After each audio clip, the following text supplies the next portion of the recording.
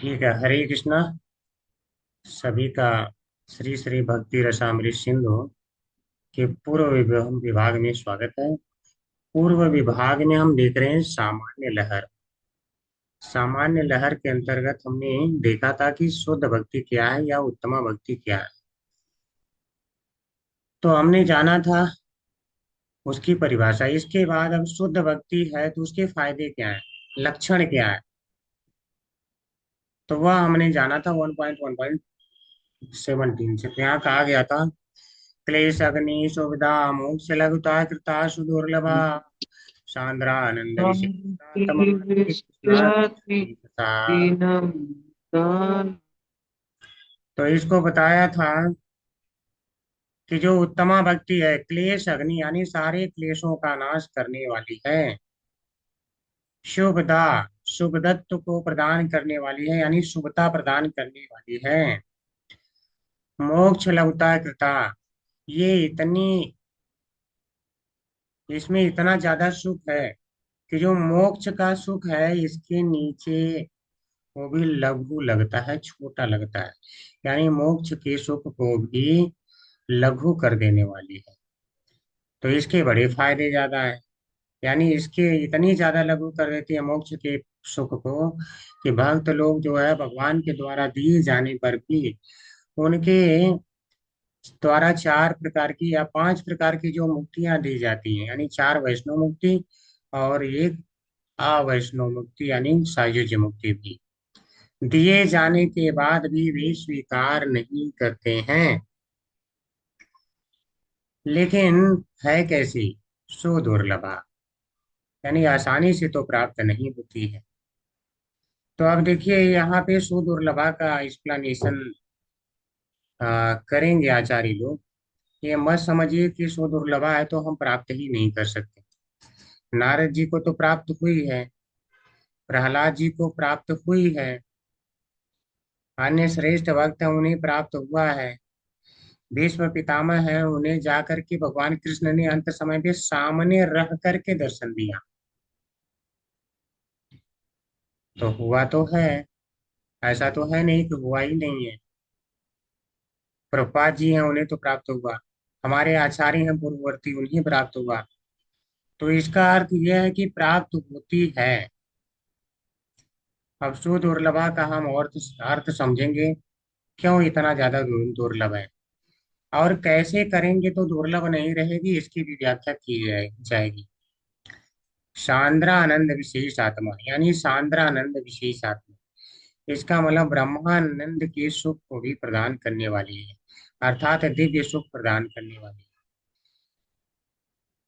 तो इन विशेषताओं के कारण एक और विशेषता है श्री कृष्णाकर्षिणी, यानी यह भक्ति श्री कृष्ण को भी आकर्षित कर लेने वाली है।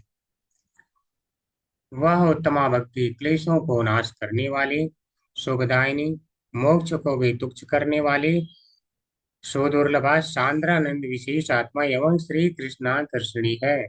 यह हमने कल देखा था। आज हम देखने वाले हैं इसकी भक्ति सार प्रदर्शनी टीका, यानी श्रील विश्वनाथ चक्रवर्ती ठाकुर जी के द्वारा इस पे जो कमेंट्री की गई है। कर भक्ति का वैशिष्ट्य कहने के लिए लक्षण कर रहा हूँ। यह जो दसम श्लोक में कहा है उसको संक्षेप में दिखाते हैं क्लेश अग्नि इत्यादि श्लोक से। इसका अर्थ है भक्ति का वैशिष्ट्य यानी श्रेष्ठता है, भक्ति की श्रेष्ठता है, विशेषता है। भक्ति सबसे विशेष है, श्रेष्ठ है। तो श्रेष्ठ है तो उसका मैं लक्षण कहूंगा, लेकिन लक्षण कहने से पहले बताऊंगा कि उत्तमा भक्ति है क्या, यानी विशिष्ट भक्ति है क्या, शुद्धा भक्ति है क्या। तो उन्होंने पहले परिभाषा बताया, अब संक्षेप में बता रहे हैं कि अब उसके लक्षण भी बताऊं। जो 10वें श्लोक में उन्होंने कहा था लक्षण भी बताऊंगा, तो यह 6 लक्षण बताएंगे। अब थोड़ा सा आपको याद करना पड़ेगा यहाँ पे।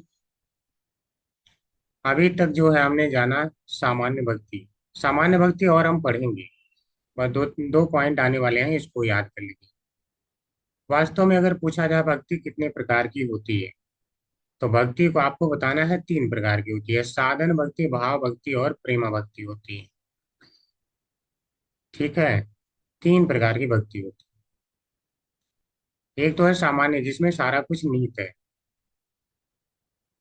अब यहाँ पे जो यहाँ छह लक्षण कहे गए, पहले व्यक्ति साधन भक्ति करता है। साधन भक्ति करता है तो उसके साधन भक्ति में ही सारे क्लेशों का नाश हो जाता है। क्लेश अग्नि, क्लेश अग्नि का अर्थ है, सारे का अर्थ है मतलब लेवल वाइज नाश होता है। क्लेश तो नाश हो जाते हैं, लेकिन ऐसा नहीं कि सारे ही नाश हो जाते हैं। ये समझना पड़ेगा, मैंने सारे ही कह दिया तो उसका ये अर्थ नहीं है समझना, बिल्कुल समूल नाश हो जाता है क्लेशों का। नहीं तो हम लोग तो साधन भक्ति कर रहे हैं अभी, सारे तो साधन भक्ति ही कर रहे हैं ना। कोई भाव में तो नहीं है, प्रेम में, जहाँ भक्ति अपने आप चल रही है।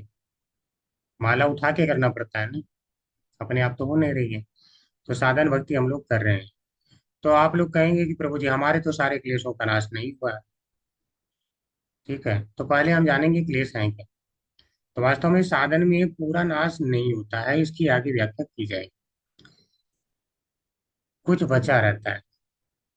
शुभदा, शुभदा क्या है? शुभदा यानी शुभता प्रदान करने वाली।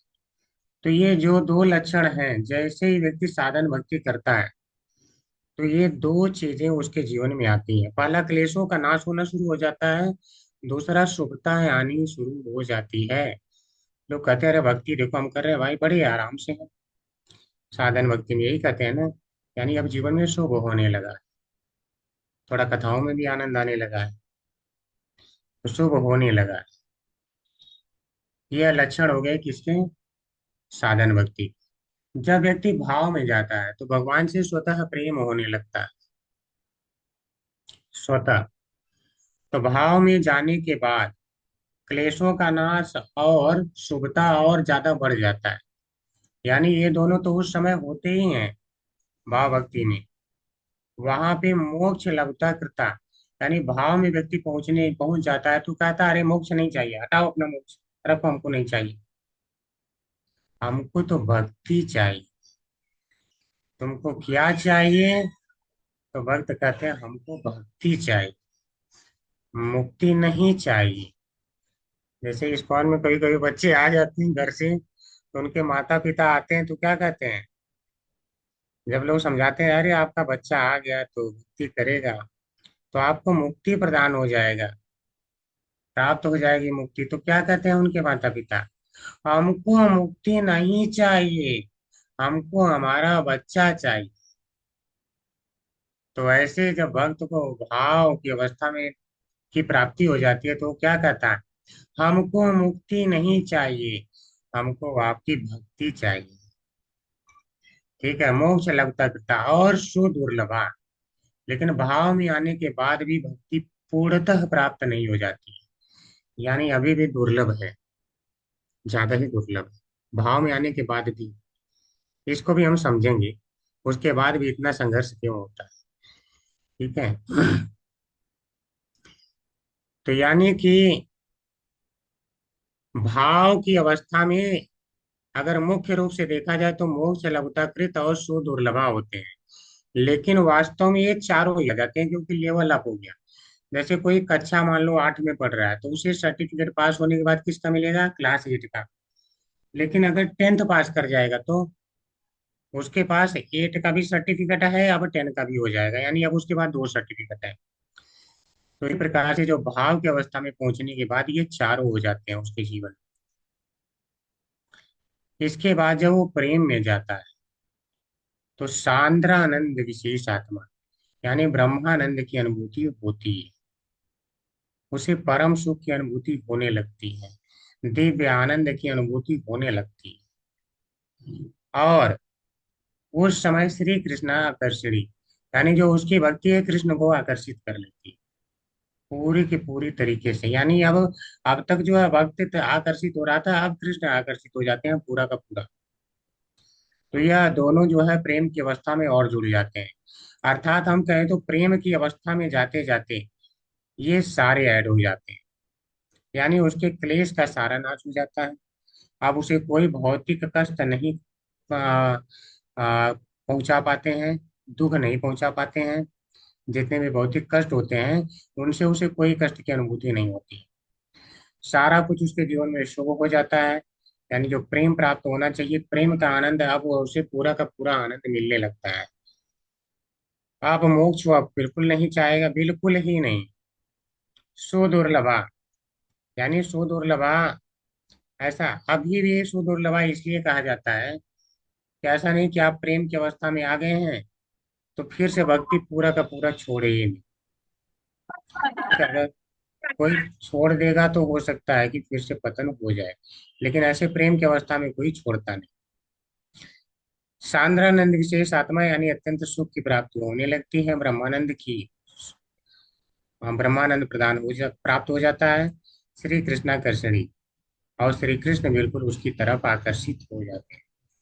इसी बात को यहाँ समझा रहे हैं। साधन भक्ति का अर्थ है क्लेश अग्नि रूपा और शुभदा रूपा है। भाव भक्ति मोक्ष लघुता कृत रूपा तथा सो दुर्लभा रूपा है।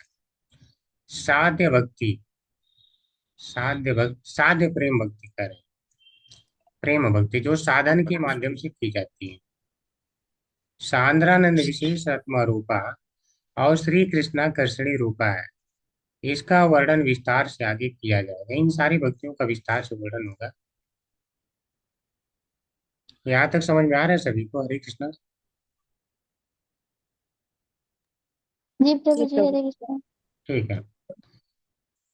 वायु आदि भूत चतुष्टय जिस प्रकार उत्तरोत्तर भूत में अंतर्भूत होते हैं, बहुत ज्यादा भूत आ गए, भूत ज्यादा तो नहीं हो गए, उसी प्रकार पूर्व पूर्व का अंतर्भाव पर में होगा। नहीं समझ में आया? कहने का अभिप्राय यह है कि साधन भक्ति क्लेश अग्नि रूपा और सुविधा रूपा है। भाव भक्ति क्लेश अग्नि रूपा, सुविधा रूपा, मोक्ष लघुता कृता रूपा तथा सो दुर्लभा रूपा है। तथा साध्य प्रेम भक्ति, साध्य प्रेम भक्ति क्यों कर रहे हैं? अभी भी साधन के माध्यम से कर रहा है। क्लेश अग्नि रूपा, सुविधा रूपा, मोक्ष लघुता कृता रूपा, सो दुर्लभा रूपा, सांद्रानंद विशेष आत्मा रूपा और श्री कृष्णा कश्मीर रूपा है। ये तो समझ में आ ही गया है। इतने का अर्थ समझ में आपको नहीं आ रहा होगा, समझा देता हूँ। जैसे आप देखते होंगे पंच महाभूत होते हैं, तो अग्नि, अग्नि है, अग्नि की उत्पत्ति किस किस महाभूत से हुई है?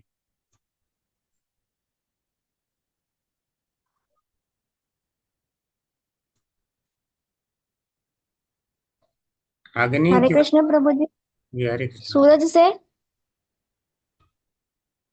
पंच महाभूत कौन कौन से होते हैं? पृथ्वी जल अग्नि वायु आकाश। हाँ ठीक है। आप बताइए अग्नि की उत्पत्ति किस महाभूत से हुई? सूरज से प्रभु जी। पंच तत्वों में सूरज आया है पंच महाभूतों में? आकाश आकाश। आकाश से अग्नि उत्पन्न हुई है। और कोई? हरे कृष्ण प्रभु जी, आकाश से नहीं प्रभु जी, पृथ्वी से हुई है। अच्छा, पृथ्वी से हुई है, पृथ्वी से अग्नि उत्पन्न हो गई। ठीक है, और कोई? प्रभु जी जल से। जल से अग्नि, तो खाना भी पकाती होंगी तो जल जो है मार देती होंगी उस पे, जल से छींटे खाना पक जाता होगा। चलिए ठीक है, और कोई? हरे कृष्णा प्रभु जी। हरे कृष्ण जी, माता जी। प्रभु जी वायु से। और कोई?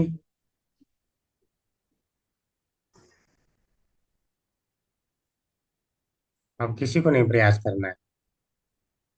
सुधा माता जी ने सही बताया है, हरि बोल, हरि बोल। आप लोग थोड़ा और लेवल बढ़ाइए। ठीक है, भक्ति शास्त्री कर रहे हैं, थोड़ा और बढ़ाइए। माता जी ने बहुत सही बताया। सबसे पहले जब जो वायु होता है, आकाश तत्व, आकाश तत्व में आकाश तत्व का गुण क्या होता है, कोई बताएगा? आकाश तत्व का गुण क्या है या उसकी तन्मात्रा क्या है? अरे भागवतम में आप लोग छोड़ दिए हैं क्या? भागवतम नहीं पढ़ रहे हैं? भगवत गीता में मैंने भी तो बताया था, 13वां अध्याय में। सब भूल गए? आकाश तत्व जो है उसका शब्द है तन्मात्रा, या कहीं गुण जो है शब्द है। फिर आकाश तत्व से उत्पत्ति होती है वायु तत्व की। वायु तत्व में एक गुण आ जाता है स्पर्श का। ठीक है, स्पर्श यानी हवा चलती है तो आप स्पर्श के माध्यम से आप जान पाते हैं। केवल आकाश है तो आपको स्पर्श अनुभव नहीं। तो वायु में शब्द भी होता है, थोड़ा तेज चलती है तो आपको शब्द भी अनुभव होते हैं। तो वायु में जो पूर्व में इसका तत्व में गुण था शब्द वाला, वह वायु में भी आ गया। यानी वायु में दो गुण हो गए, शब्द और स्पर्श। अब वायु से उत्पत्ति हो जाती है अग्नि की। तो अग्नि की उत्पत्ति होती है तो अग्नि अब दिखने भी लगती है, वायु तो दिख नहीं रही है। ठीक है, यानी इसमें जो है दिखने का भी गुण आ जाता है। तो अब इसमें अग्नि में कितने गुण हो गए? आ, वह जो है अब दृश्य दृश्य के रूप में उपस्थित है, यानी दिख भी रही है। अब अग्नि को आप स्पर्श भी कर सकते हैं, और अग्नि को जो है अग्नि में शब्द भी होता है, तेज में जलती है। तो अग्नि में तीनों गुण आ गए, जो पहले दोनों तत्वों में थे वो इधर भी आ गए। ठीक है, एक गुण और बढ़ गया। अब अग्नि से उत्पत्ति हो जाती है जल की। तो जल अब क्या है? जल में एक गुण और आ जाता है, वह है रस। रस का गुण आ जाता है, यानी इसमें अब लिक्विड फॉर्म में है। तो एक इसमें जो है और बढ़ जाता है। यानी जो अब इसमें सही कहो तो अब इसे आप इसमें शब्द भी है, रूप भी है। यानी जो दृष्टि यानी दृष्टि यानी आंखों से देख सकते हैं, यानी रूप। ठीक है, स्पर्श भी है, और एक रस भी तन्मात्रा जुड़ गई। इसके बाद इससे उत्पन्न होता है पृथ्वी। पृथ्वी में ये सारे गुण आ जाते हैं, और एक गुण आ जाता है गंध। ठीक है, आप देखते होंगे बारिश जब होती है तो फर्स्ट है बारिश, तो शुरू शुरू में आप उस गंध का अनुभव कर पाते हो। ठीक है, क्या आप पुण्याम गंध पृथिव्याम, ऐसे कुछ श्लोक भी आया था ना भगवत गीता में, आपने पढ़ा ही होगा। तो आप देखते होंगे जैसे भूत चतुष्टय, यानी पहला वाला भूत का गुण जो है बाकी चार भूतों में चला जाता है। इसी प्रकार से कह रहे हैं, यानी उत्तरोत्तर भूत में अंतर्भूत होते हैं सारे गुण। उसी प्रकार पूर्व पूर्व का अंतर्भाव पर पर में होगा, यानी पहले पहले जो बताए गए हैं उनका बाद वाले में होगा। अर्थात साधन भक्ति के जो गुण हैं क्लेश अग्नि रूपा शुद्धता रूपा, तो भाव भक्ति में के जो गुण है शुद्ध मोक्ष लघुता कृता और सुदुर्लभा, तो इसमें चार हो जाएंगे, क्लेश अग्नि रूपा और शुद्धता रूपा। ठीक है, अब ये साध्य प्रेम भक्ति में क्या हो जाएंगे? ये चारों और प्लस दो और हो जाएगा, सांद्रानंद विशेष आत्मा और श्री कृष्णाकर्षणी। तो इस प्रकार से छह हो जाएगा। अब तो समझ में आ गया होगा। यानी चार्ट से देख सकते हैं, साधन भक्ति में ये दो है, भाव भक्ति में चार, और साध्य प्रेम भक्ति में छह के छह आ गए।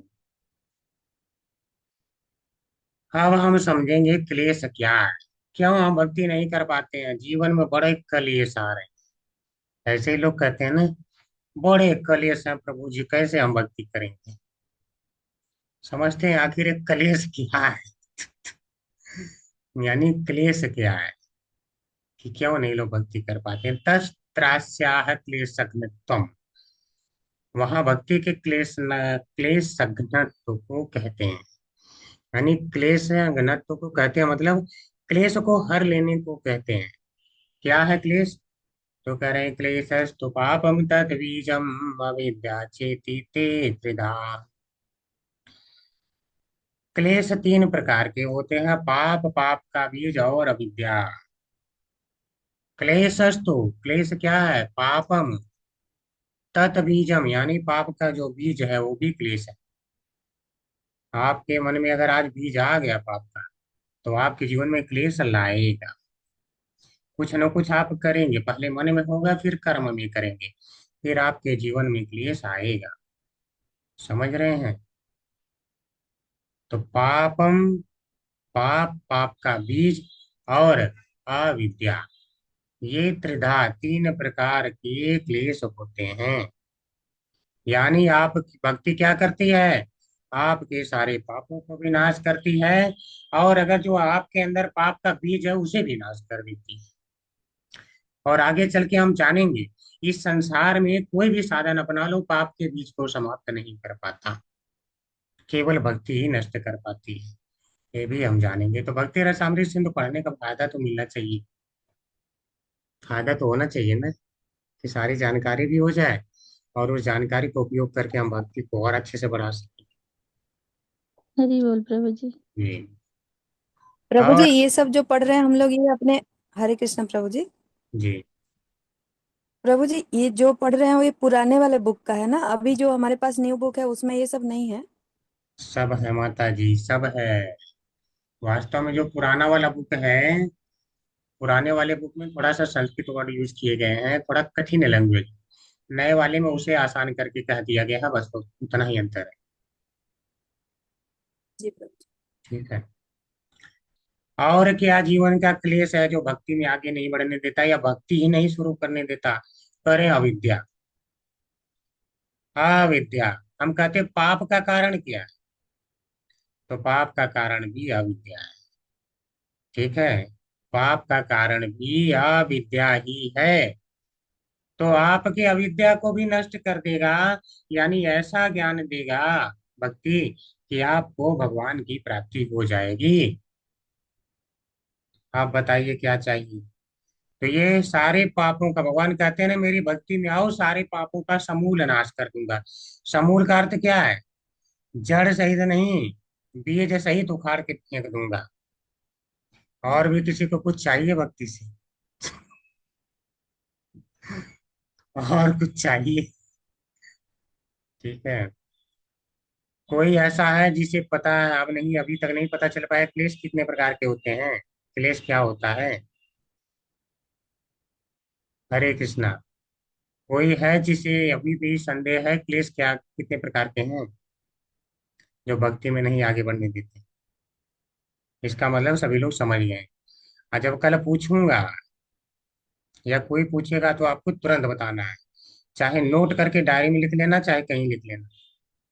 लेकिन जैसे पूछें कि क्लेश कितने प्रकार के हैं, तुरंत बताना है। क्लेश क्या है?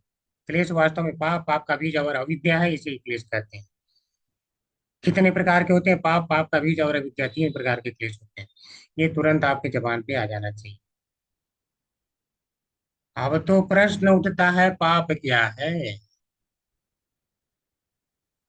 तो पाप आप लोग पढ़ चुके हैं भगवत गीता में, याद है किसी को?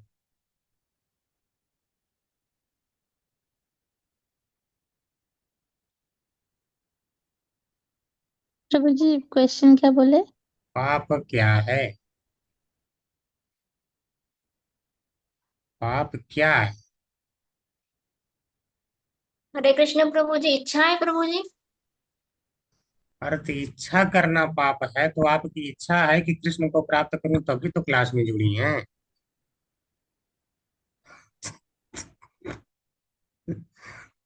प्रभु जी अज्ञान।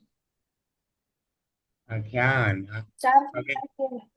अविद्या के कारण पाप सब। वो विकर्म वो सब होती है, थोड़ी थोड़ी याद है, भूल गए थोड़े उसको। थोड़े आ रहा है ना, ठीक है, चलो कम से कम थोड़े थोड़े तो याद आ रहा है। प्रभु जी, हम लोग तो बोलने के लिए भी पढ़ते हैं ना, ताकि अगली बार पढ़ें तो फिर से आनंद आए, नहीं तो आनंद नहीं आएगा। पाप प्रभु जी एक है प्रारब्ध और अप्रारब्ध।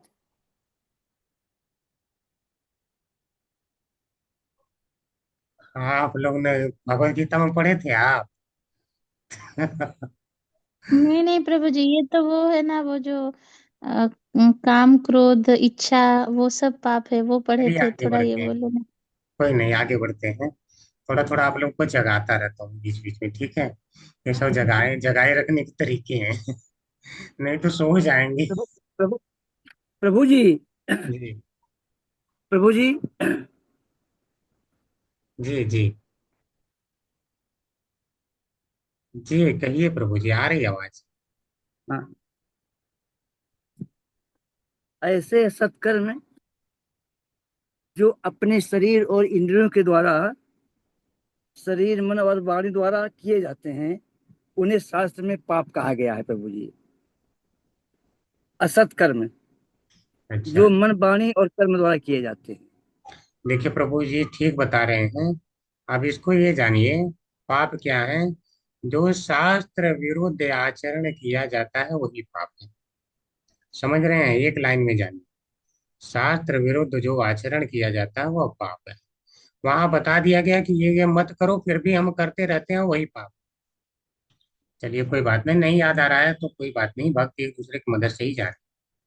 अब तत्र पापम, तो पाप कितनी प्रकार के होते हैं?